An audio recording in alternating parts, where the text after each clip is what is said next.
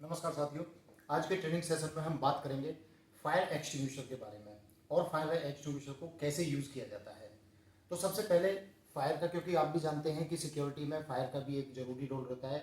Security team कई जगह पे ऑक्सिलरी फायर स्क्वाड का काम करती है, फायर टीम के साथ मिलकर फायर को बुझाने का काम करती है। तो इसलिए हमारी सिक्योरिटी टीम को पता होना चाहिए कि किस फायर एक्सटिंग्विशर का कैसे यूज़ किया जाता है, आग कितने तरीके के होते हैं और आग को कैसे बुझाया जा सकता है। तो इसमें हम सबसे पहले जानेंगे कि फायर ट्रायंगल क्या होता है, फायर ट्रायंगल में कौन कौन सी चीज़ें होती हैं और फायर ट्रायंगल जब एक केमिकल रिएक्शन करता है तो कैसे वो आग का रूप ले लेता है। फायर ट्रायंगल में जो सबसे पहली चीज़ होती है वो ऑक्सीजन होती है, जिसको आप हवा भी कहते हैं। जब तक हवा नहीं होगी आग नहीं लगेगी। दूसरी चीज़ हीट, तापमान जिसको बोलते हैं कि एक सर्टेन लेवल से ऊपर अगर तापमान नहीं जाएगा तो कोई भी चीज़ आग नहीं पकड़ती है।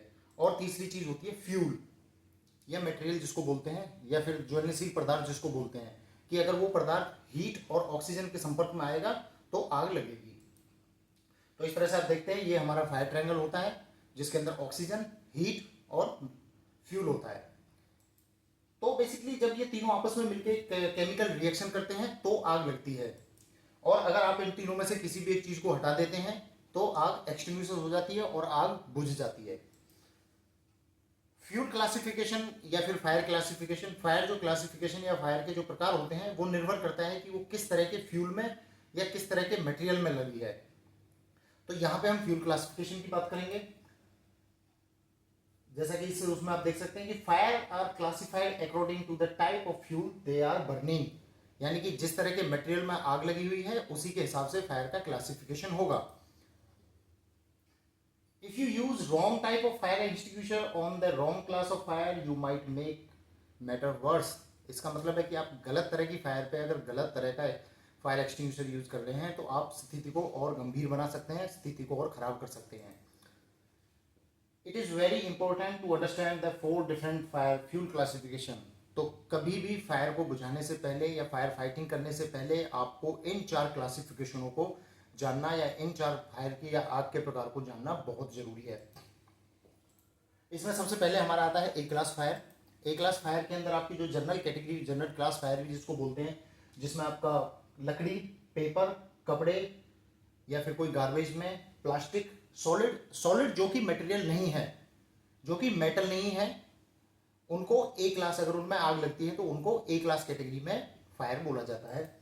बी क्लास कैटेगरी में आपका आता है फ्लेमेबल लिक्विड और गैसेस, जिसमें आपके गैसोलीन हो गए, ऑयल हो गए, ग्रीस हो गए, एसिट्रीन हो गए और जितनी भी फ्लेमेबल गैसेस होती हैं, जैसे आपकी एलपीजी हो गई, आपका जो गाड़ियों में भरी जाती है एलपीजी है, और बहुत सारी गैसेस हैं जो कि फ्लेमेबल होती हैं, तो वो भी कैटेगरी बी में आती हैं। उसके बाद आती है कैटेगरी सी इलेक्ट्रिकल फायर। इसमें आपके एनर्जाइज इलेक्ट्रिकल इक्विपमेंट, यानी कि जो जिनमें की इलेक्ट्रिसिटी बह रही है, आपके बोर्ड्स हो गए, आपकी प्रेस हो गई, आपकी और बहुत सारी जो इलेक्ट्रिकल इक्विपमेंट्स हैं उनमें जो फायर होती है उसको इलेक्ट्रिकल फायर की कैटेगरी में रखा जाता है। और डी क्लास फायर में आपके आते हैं मेटल, पोटेशियम, सोडियम, कुछ ऐसे मेटल होते हैं जो बहुत जल्दी आग पकड़ते हैं और बहुत ज़्यादा वोलेटाइल, यानी कि बहुत जल्दी से आग उनमें फैलती है। तो उस आग की कैटेगरी को डी क्लास में क्लासिफाइड किया हुआ है। जो आपके फायर एक्सटिंग्विशर होते हैं, most fire extinguisher will have a pictorial label telling you which type of fire the extinguisher is designated to fight। यानी कि जो आपके फायर एक्सटिंग्विशर होते हैं उन पे ए क्लास, बी क्लास, सी क्लास, ये एक पूरा लेबल लगा हुआ होता है जिसको पढ़कर आप ये ज्ञात कर सकते हैं कि किस तरह की आग में हमें वो फायर एक्सटिंग्विशर यूज करना है। जैसे कि आप यहाँ पे सिंपल सा एक एग्जांपल मैंने दिया है, अगर उसके ऊपर ए क्लास है तो वो जर्नल कपड़े, गार्बेज, लकड़ी, गत्ते, टायर या फिर जो प्लास्टिक होती है उसकी आग बुझाने के काम में यूज किया जा सकता है। Which means it should only B use in A class fire. इसका मतलब है कि अगर इसके ऊपर किसी फायर एक्सटिंग्विशर के ऊपर ए क्लास का निशान लगा हुआ है तो वो फायर एक्सटिंग्विशर सिर्फ हमें ए क्लास कैटेगरी में ही यूज करना है। Different type of fire extinguisher are designated to fight different class of fire. जैसा कि फायर की क्लासिफिकेशन हमने आपको बताई है, A class fire, B class fire, C class fire, D class fire, इसी तरह से फायर एक्सटिंग्विशर भी डेजिग्नेटेड होते हैं कि कौन सा फायर एक्सटिंग्विशर किस क्लास की फायर में यूज किया जाना है। हम आज 3 जो बेसिक सबसे फायर एक्सटिंग्विशर होते हैं उनके बारे में डिस्कस करेंगे, उनको यूज कैसे करना है, उनका यूज करने का प्रिंसिपल क्या है। तो the 3 most common type of fire extinguisher are, सबसे पहला जो है वो वाटर बेस्ड है, जो पानी प्रेशराइज करके भरा हुआ रहता है, उसका कलर रेड कलर का होता है, उस पर वाटर लिखा हुआ रहता है। दूसरा है जो carbon dioxide CO2 based fire extinguisher जिसको बोलते हैं, वो है। और तीसरा है आपका DCP, जो कि बहुत ही नॉर्मल आजकल हर जगह मिल रहा है DCP, क्योंकि DCP का यूज ABC तीनों क्लास में यूज किया जा सकता है। तो सबसे पहले वाटर के बारे में पढ़ेंगे कि वाटर टाइप जो फायर एक्सटिंग्विशर होता है देखने में आपको ऐसा रहेगा। मेंशन रहता है water A class, B class, large red extinguisher that stand about 2 feet tall and weight about 25 pound, यानी कि 2 फीट के आसपास इसकी लंबाई होती है और करीब 5 किलो से लेकर 10 किलो के बीच में इसका वजन रहता है। जो APW है, APW stand for air pressurize water, क्योंकि जब तक वाटर को प्रेशराइज नहीं करके भरा जाएगा वो अपने आप बाहर नहीं आएगा। तो जो मैकेनिज्म होता है उसको ऐसे रहता है कि उसको प्रेशराइज किया जाता है वाटर को अंदर। जिस तरह से आपने देखा होगा पेप्सी की बोतलें या फिर और किसी कोल्ड ड्रिंक की बोतल आप देखोगे तो आप खोलते हो तो वो एकदम से बाहर निकलते हैं, ऐसा ही सेम इसमें भी लॉजिक यूज होता है, जो कि पानी को प्रेशर से आग के ऊपर फेंकता है जिससे कि आग बुझती है। Filled with ordinary tap water and pressurized air, they are essential large squirter guns। तो इनके ये गन्स लगी रहती हैं, इसको स्क्वेटर गन्स भी बोला जाता है। तो इसके थ्रू ये पानी आग पे फेंकते हैं।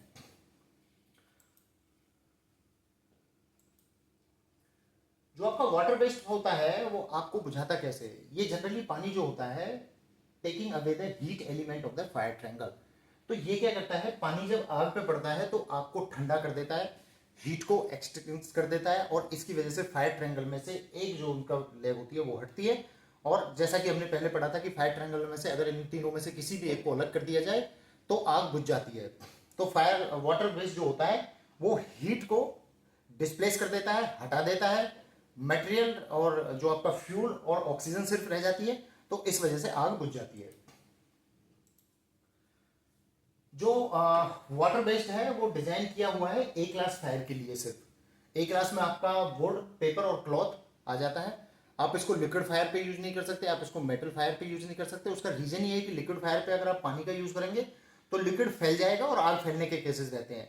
मेटल पे अगर आप पानी का यूज करोगे तो मेटल बहुत ज्यादा वोलेटाइल होते हैं, पानी के साथ रिएक्शन करके वो आग और विस्फोट का रूप ले सकते हैं, ज्यादा तरीके से वो फैल सकते हैं। तो इसलिए आपको A क्लास का जो फायर एक्सटिंग्विशर है वो आपको कभी भी B कैटेगरी और D कैटेगरी और इवन की आपको इलेक्ट्रिकल फायर में भी यूज नहीं करना है।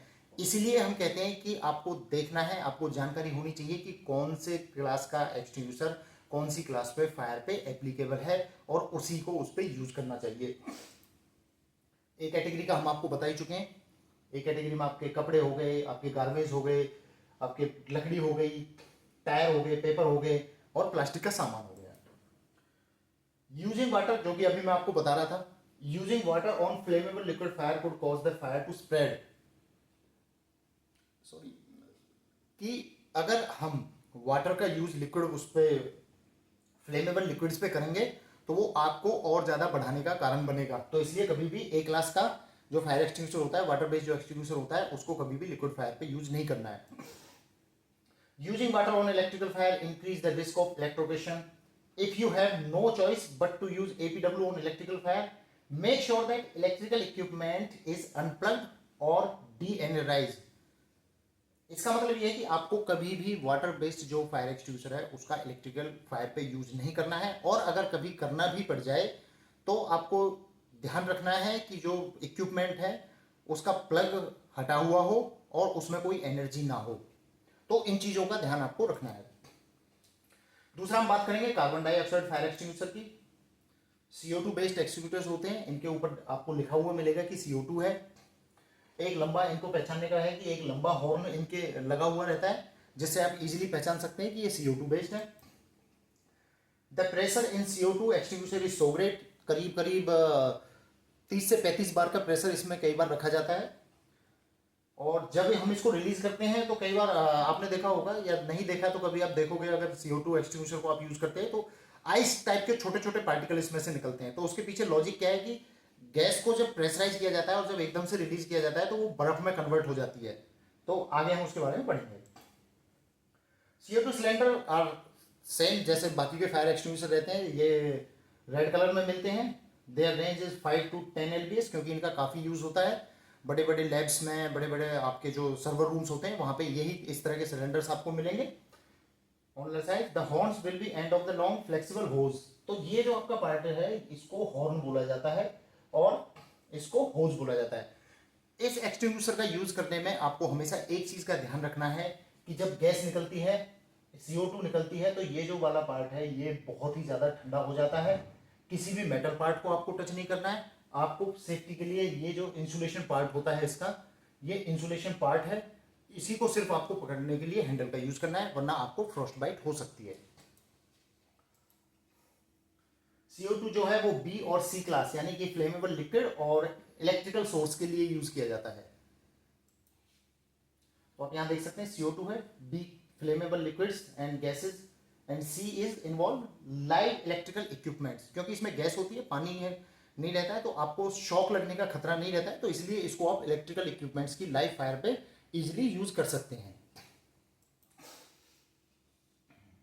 जो CO2 सिलेंडर होता है वो मोस्ट फ्रिक्वेंटली पाया जाता है laboratories, mechanical rooms, kitchens and flammable liquid storage area, जहाँ पे बहुत सारा लिक्विड फ्लेमेबल जो होता है डीजल पेट्रोल कई जगह स्टोर करके रखा जा रहा है, तो वहाँ पे आपको ये सिलेंडर नॉर्मली मिलते हैं।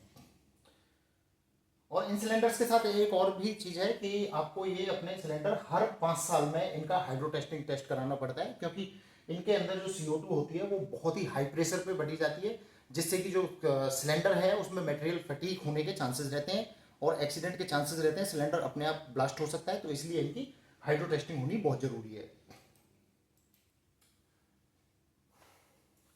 कार्बन डाइऑक्साइड जो है वो नॉन फ्लेमेबल गैस है। ये क्या करती है कि ऑक्सीजन को हटा देती है।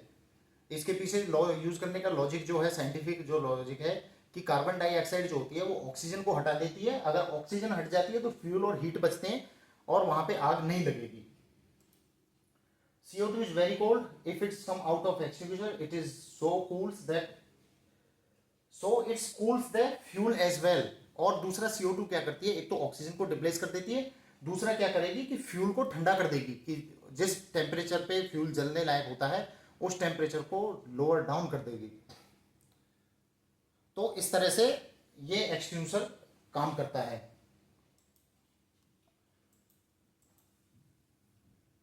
जो CO2 एक्सटिंग्विशर होता है वो इनफेक्टिव होता है अपना A क्लास फायर में, क्योंकि A क्लास फायर जनरली बहुत बड़े लेवल पे लगती है, बहुत बड़े एरिया मतलब ओपन स्पेस में A क्लास लगती है, तो वहां पे अगर आप CO2 का यूज करोगे तो ये इनफ ऑक्सीजन डिस्प्लेस नहीं कर पाएगी जितनी की ऑक्सीजन इसको डिस्प्लेस करनी चाहिए आग को बुझाने के लिए, तो ये वहां पे कारगर नहीं है। तो इसलिए आपको जनरल A क्लास कैटेगरी जो फायर होती है उसमें CO2 यूज नहीं करना है।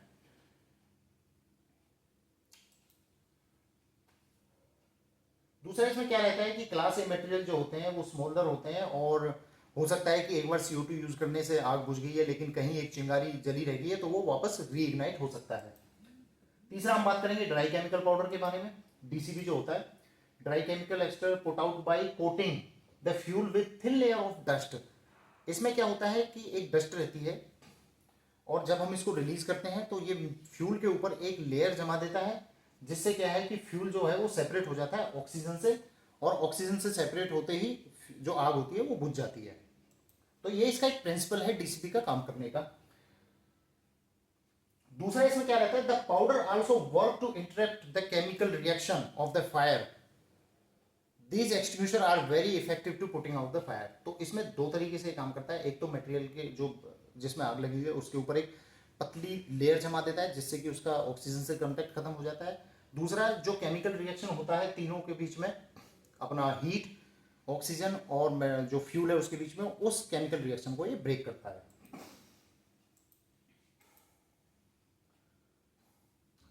सेम रेड कलर में मिलते हैं और 5 से 20 पाउंड के आसपास ये लगभग रहते हैं। तीनों तरह की फायर में इसका यूज हो सकता है। अगर वहाँ पे DCP powder, DCP fire extinguisher रखा हुआ है तो फायर किसी भी तरह की हो आप उसका यूज कर सकते हैं। एक इसमें क्वेश्चन भी है, the greatest portion of this powder is composed from mono ammonium phosphate. कई बार ये क्वेश्चन आपका क्वांटिटी एग्जाम्स में भी पूछा जाता है कि भाई जो डीसीपी पाउडर यूज होता है फायर एक्सटिंग्विशर, उसमें कौन सा केमिकल होता है। तो इसका केमिकल का नाम है मोनो अमोनियम फॉस्फेट, और जो इसमें गैस प्रेशराइज की जाती है वो गैस है नाइट्रोजन।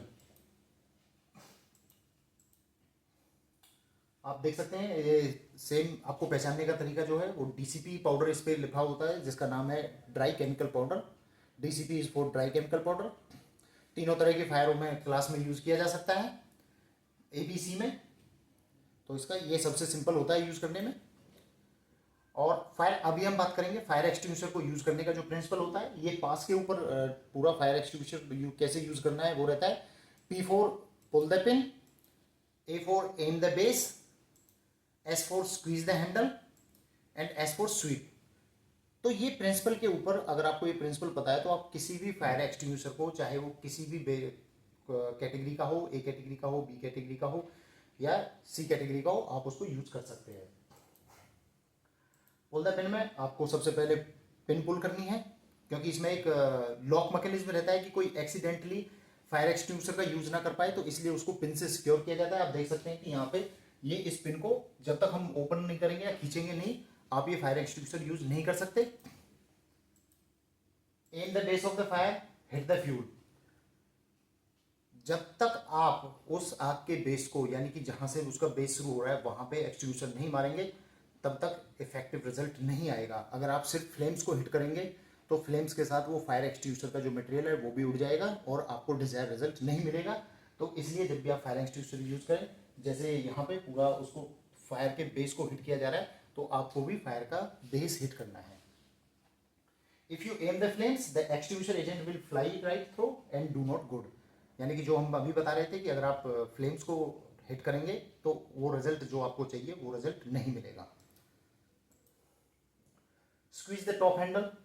अब इसको यूज करने के लिए आपको जो टॉप हैंडल है वो दबाना पड़ेगा।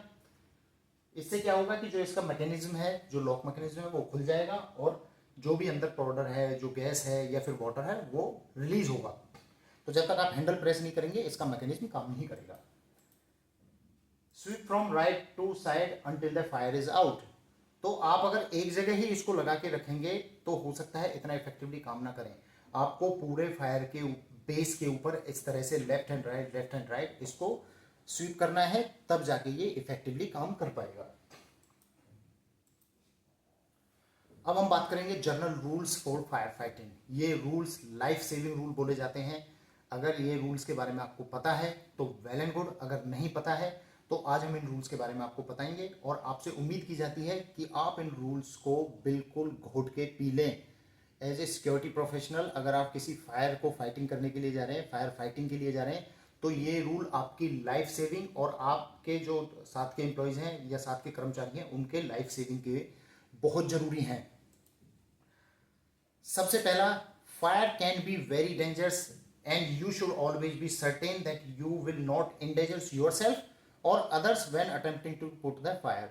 तो फायर जो होती है वो बहुत डेंजरस होती है, कभी भी कितना भी बड़ा रूप ले सकती है। तो आपको पता होना चाहिए कि अगर आप फायर फाइटिंग के लिए जा रहे हैं तो आप अपनी और दूसरे की जिंदगी खतरे में नहीं डाल रहे हैं। जब आप ये चीज निश्चित कर लेते हैं तभी आप फायर फाइटिंग के लिए आगे बढ़िए।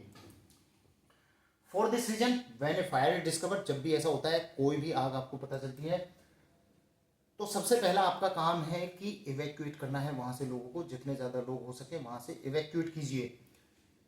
Assist any person in immediate danger to safety if it can be accomplished without risk to yourself. अगर आप अपने आपको खतरे में डाले बिना दूसरे की जान बचा पा रहे हैं तो बिल्कुल कीजिए, आग के एरिया से उसको बाहर लेके जाइए। कॉल 112। आजकल एक पुलिस ने 112 का नंबर डायल किया है कि अगर आपको कहीं फायर का या कहीं कोई कैसा भी पुलिस से रिलेटेड इंसिडेंट होता है, जैसे पहले फायर के लिए अलग नंबर था, पुलिस के लिए अलग नंबर था, एम्बुलेंस के लिए अलग नंबर था, अब इनको इंटीग्रेट करके एक 112 नंबर बनाया गया है। ये यूपी में, हरियाणा में और कई सारे अपने राज्य में चल गया है। जहाँ पे नहीं चल रहा है वहाँ पे आगे चल के शायद इनकी है कि सभी को एक इंटीग्रेटेड, जैसे 911 विदेशों में होता है, ऐसे यहाँ पे 112 की सुविधा रहेगी। तो आपको 112 को करना है और आपकी बिल्डिंग में जो फायर अलार्म लगा हुआ है उसको एक्टिवेट कर देना है। जैसे ही आपको दिखे कि हाँ आग बढ़ रही है, भले ही छोटी आग हो या बड़ी आग हो, आपको बड़ी होने का वेट बिल्कुल नहीं करना है। आपको इमीडिएटली बिल्डिंग का जो फायर अलार्म सिस्टम है वो एक्टिवेट कर देना है। फायर अलार्म सिस्टम क्या करेगा? The fire alarm system will notify the fire department and the other building occupants and shut down of the air handling system to prevent the spread of smoke. तो जैसे ही आप वो दबाएंगे तुरंत fire department को पता चल जाएगा, जो बाकी के ऑक्यूपेंट है बिल्डिंग में उनको पता चल जाएगा और वो टाइम से निकल पाएंगे। और फायर डिपार्टमेंट जो होता है वो अपना पर्टिकुलर लोकेशन पे आके फायर को एक्सटिंग्विश कर देगा। और दूसरा क्या रहता है कि जब एक कई बिल्डिंग्स में एयर हैंडलिंग यूनिट्स रहती हैं कि एक ही जगह से सारी बिल्डिंग में एयर सर्कुलेशन होता है, तो उसको बंद कर दिया जाएगा, क्योंकि वो एक ही कमरे से एयर फेंकता भी है और वापस भी लेता है। तो अगर उस कमरे में आग लगी हुई है तो वो एयर हैंडलिंग यूनिट उस धुएं को सक करके बाकी की जगहों पर भी फैला सकता है। तो उस केस में जो मेंटेनेंस डिपार्टमेंट होगा वो एयर हैंडलिंग सिस्टम को बंद करके स्मोक को फैलने से बचा सकता है। If the fire is small and only having done the two things you may attempt to use an extinguisher to put out। अगर फायर छोटी है और आपको लगता है कि आप बुझा सकते हैं तो ही उसी केस में आप आगे फायर बुझाने के लिए बढ़िए।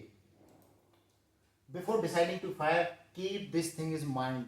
अब हमने पढ़ लिया कि आग के उसमें आपको पहले करना क्या है, लेकिन अब आपने डिसाइड कर लिया है कि आपको फायर एक्सटिंग्विश करनी है, छोटी फायर है, वहाँ पे एडिक्वेट मटेरियल रखा हुआ है। तो अब हम उन रूल्स के बारे में पढ़ेंगे जब आप डिसाइड कर लेते हैं कि आपको फायर एक्सटिंग्विश करनी है। सबसे पहले आपको समझना है know what is burning. If you don't know what is burning you won't know what kind of extinguisher to use. अगर आपको पता ही नहीं होगा कि जल क्या रहा है तो आप कैसे अंदाजा लगाओगे कि आपको कौन सा एक्सटिंग्विशर यूज करना है। तो सबसे पहले आपको देखना है कि आग किस चीज़ में लगी हुई है। आपकी आग जनरल फायर है, पेपर में लगी हुई है, लकड़ी में लगी हुई है, प्लास्टिक में लगी हुई है, इलेक्ट्रिकल इक्विपमेंट्स में लगी हुई है, इलेक्ट्रिकल पैनल में लगी हुई है, या फिर किसी मेटल में लगी हुई है। जब आप ये आइडेंटिफाई कर लेते हैं तो तब आप ये जान पाएंगे कि आपको कौन सा फायर एक्सटिंग्विशर उस फायर को बुझाने के लिए, उस आग को बुझाने के लिए यूज करना है। अगर आपके पास एबीसी फायर एक्सटिंग्विशर भी है, even if you have an ABC fire extinguisher, there may be something in the fire that is going to explode or produce toxic fumes। अगर आपके पास डीसीपी केमिकल पाउडर भी है तो लेकिन फिर भी कई बार ऐसे मेटल्स होते हैं कि उनमें से टॉक्सिक फ्यूम्स जो होती हैं या फिर हो सकता है वो एक्सप्लोड हो सके। तो आपको जानकारी होनी चाहिए इस चीज़ की कि आग किस चीज़ में है। जब तक आपको ये नहीं पता चलेगा तब तक आप आगे का एक्शन मत लीजिए। आपको नहीं पता है मत करिए, फायर डिपार्टमेंट आएगा, they are professionals, they can handle it very well। chances you will know what is burning, at least have a pretty good idea, but if you don't know let the fire department handle that। अगर आपको पता चल जाता है कि आग किस चीज में लगी हुई है तो that's very good। अगर नहीं पता चलता है तो let the fire team do their job। is the fire spreading rapidly behind the point where it is started? the time to use extinguisher is at the beginning stage of the fire। अगर आपको लग रहा है, पहले आपको एक ये देख लेना है कि आग कहीं रैपिडली फैल तो नहीं रही है, आग बहुत तेजी से फैल तो नहीं रही है। ऐसा ना हो कि आप आग बुझाने जा रहे हैं और आप ही उस आग में फंस जाएं। तो ये चीज जरूर देख लीजिए। The time to use fire extinguisher is at the beginning stage of the आग। जो फायर एक्सटिंग्विशर यूज करने का टाइम होता है वो बहुत ही बिगिनिंग स्टेज पे होता है। आप बड़े एक छोटी कुर्सी में आग लग गई है, एक छोटी टेबल में आग लग गई है तो ठीक है, सही है, समझ में आता है कि आप फायर एक्सटिंग्विशर का यूज करें। एक पूरा कमरा आग से भरा हुआ है, एक पूरे ट्रक में आग लगी हुई है, उस केस में आपको फायर एक्सटिंग्विशर का यूज नहीं करना है, क्योंकि फायर एक्सटिंग्विशर का यूज ज़्यादा से ज़्यादा 6 से 8 फीट की दूरी से होता है। और अगर बड़ी जगह पर आग लगी है, कमरे में आग लगी है तो आप खुद फंस सकते हो, अगर बड़े ट्रक में आग लगी तो आप उसके पास जा नहीं सकते। तो इसलिए ऐसी जगहों पर फायर एक्सटिंग्विशर का यूज नहीं करना है। If the fire is already spreading quickly, it is best to simply evacuate the building। अगर फायर बहुत तेजी से फैल रही है तो सिंपल तरीका है, बिल्डिंग इवैक्यूएट कर दीजिए। फायर फाइटिंग करने की कोई जरूरत नहीं है। सामान से ज़्यादा आपकी जान कीमती है, आपके कलीग्स की जान कीमती है, तो पहले जान का ध्यान रखिए। इवैक्यूएट करते टाइम बिल्डिंग को एक ध्यान आपको रखना है कि जब भी आप बिल्डिंग इवैक्यूएट करते हैं तो आपके पीछे जो डोर है आपको ध्यान रखना है कि एक तो कोई एम्प्लॉय या कोई और आपका कर्मचारी या कोई सहयोगी वहाँ पे फंसा ना रहे। अगर है तो उसकी हेल्प कीजिए। अगर वहाँ पे कोई नहीं है तो जिस दरवाजे से आप निकलते जा रहे हैं उन दरवाजों को लॉक कर दीजिए। ये क्या करेगा कि फायर को दूसरे सेक्शंस में या दूसरे क्षेत्र में फैलने से बचाएगा। अब किन केसेस में आपको फायर फाइटिंग बिल्कुल नहीं करनी है? If you don't have educate and appropriate equipments, अगर आपके पास पर्याप्त और पूर्ण रूप से फायर फाइटिंग करने के लिए इक्विपमेंट नहीं है तो फायर को फाइट नहीं करना है, आपको बुझाने की कोशिश नहीं करनी है। If you don't have the correct type of large enough extinguisher, अगर आपके पास पर्याप्त मात्रा में एक्सटिंग्विशर नहीं है, आग बड़ी है, शुरू हुई है, लेकिन आपको पता चलता है कि आग डीसीपी केमिकल या सीओपी आपके पास पर्याप्त मात्रा में नहीं है, तो आपको फायर फाइटिंग करने की जरूरत नहीं है। आपको वहाँ से सिंपली फायर डिपार्टमेंट को नोटिफाई करना है और एरिया वैकेंट कर देना है। It is best not to try fight the fire. You might inhale toxic smoke when synthetic materials such as the nylon in carpeting or foam paneling in the sofa burn. They can produce hydrogen cyanide, acroleins, ammonia in addition to the carbon monoxide. These gases can be fatal in very small amount. तो जब भी ये plastic material होता है या फिर nylon होता है जो आपके सोफा सेट होते हैं उनमें जब आग लगती है तो ये क्या करता है, बहुत ही ज़्यादा अमाउंट में हाइड्रोजन साइनाइड, एक्रेलिन, अमोनिया और कार्बन मोनोऑक्साइड जो कि बहुत ही जहरीली गैसेज हैं ये प्रोड्यूस करते हैं। और इन गैसेज का एक छोटी अमाउंट में भी अगर आपने इनहेल किया तो फैटल कंडीशन हो सकती है। तो अगर ऐसी कोई भी कंडीशन है तो उस कंडीशन में फायर फाइटिंग करने की बजाय आप वो जगह इमीडिएटली इवैक्यूएट कीजिए। अगर your instincts tell you not to, if you are uncomfortable with the situation for any reason, just let the fire department do their job. अगर आपको लग रहा है कि आप ये नहीं कर सकते तो सुपरमैन बनने की जरूरत नहीं है। फायरमैन्स ट्रेंड होते हैं, उनको सिचुएशन संभालनी आती है, उनको किस सिचुएशन में कैसे काम करना है वो संभालना आता है। कभी ऐसा ना हो कि आप फायर फाइटिंग करने के लिए गए हैं और जो फायर टीम है वो फायर फाइटिंग करने की बजाय आपको इवैक्यूएशन में करने में लगी है, तो उनका काम नहीं बढ़ाना है। अगर आपको सही में लगता है कि आप सिचुएशन संभाल सकते हैं तो जाइए, नहीं संभाल सकते हैं तो बिल्कुल भी इंटर मत कीजिए, बिल्कुल भी। इसका सबसे बेस्ट जो रूल माना जाता है, सबसे फाइनल जो रूल माना जाता है, जैसा कि आप इस पिक्चर में देख रहे हैं, the final rule is to always position yourself with an exit और means of escape at your back before you attempt to use an extinguisher to put out the fire. Simple सा फंडा है, अपने पीछे गेट खुला रखिए। आपको नहीं पता फायर कब बड़ी हो जाएगी, आप एक्सटिंग्विश करने की कोशिश कर रहे हैं, फायर बढ़ गई है, आपके पीछे गेट नहीं खुला हुआ है, आपको पता नहीं है कि कहाँ से मुझे निकलना है, नहीं पता है, ऐसे केस में फायर एक्सटिंग्विशन बिल्कुल मत करिए। अगर आप कर रहे हैं तो ध्यान रखिए कि इन केस अगर आपका फायर एक्सटिंग्विशन माल फंक्शन हो गया है या फिर आग बढ़ गई है तो आपको निकलना कहाँ से है। तो ये गोल्डन रूल है फायर फाइटिंग का कि जब आप फायर फाइटिंग के लिए जा रहे हैं तो आपको पता होना चाहिए कि मुझे वापस मेरा एक्सटिंग्विशर खत्म होते ही मुझे वापस कहाँ से निकलना है। कई बार क्या होता है कि कमरे में धुआं भर जाता है, उसकी वजह से आप देख नहीं पाओगे, तो अपने आप को ऐसी लोकेशन पे सिचुएशन पे सिचुएटेड करके फायर फाइटिंग कीजिए कि आप इमीडिएटली बाहर निकल पाएं। In the case of extinguisher malfunction or something unexpected happened, you need to be able to get out quickly. You don't want to become trapped. अगर आपका फायर एक्सटिंग्विशर माल function हो गया है या फिर कोई अनवांटेड सिचुएशन हो गई है कि भाई फायर एकदम से बढ़ गई है, कमरा धुएं से भर गया है, तो अगर आप बाहर निकलने में जल्दी से जल्दी नहीं होंगे तो आप अंदर ही फंस जाएंगे।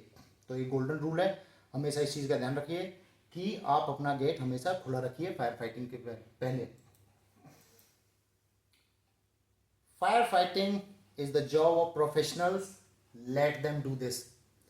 अगर सिचुएशन आउट ऑफ कंट्रोल हो गई है, फायर फाइटिंग टीम आ गई है, तो उनको इंटरप्ट मत कीजिए, उनको उनका काम बताने की कोशिश मत कीजिए, चुपचाप जाके दूर खड़े हो जाइए, सिर्फ देखिए कोई इंटरप्शन का अगर आपसे हेल्प की जरूरत होगी तो आपसे मांगी जाएगी, नहीं है तो उनको उनका काम बताने की जरूरत नहीं है। तो इस तरह की सिचुएशन भी आती हैं जहाँ पे आप कुछ नहीं कर सकते, सिर्फ आपको देखना है, जो प्रोफेशनल्स हैं वो अपना काम करेंगे। तो आज की जो ट्रेनिंग है हम यहीं पे ख़त्म करेंगे। आपका बहुत बहुत धन्यवाद। अगर आपको ये ट्रेनिंग सेशंस पसंद आ रहे हैं तो आप लाइक कीजिए, चैनल को सब्सक्राइब कीजिए और अपने दोस्तों के साथ ज़्यादा से ज़्यादा शेयर कीजिए, जिससे कि उनको भी ये नॉलेज मिल सके। धन्यवाद।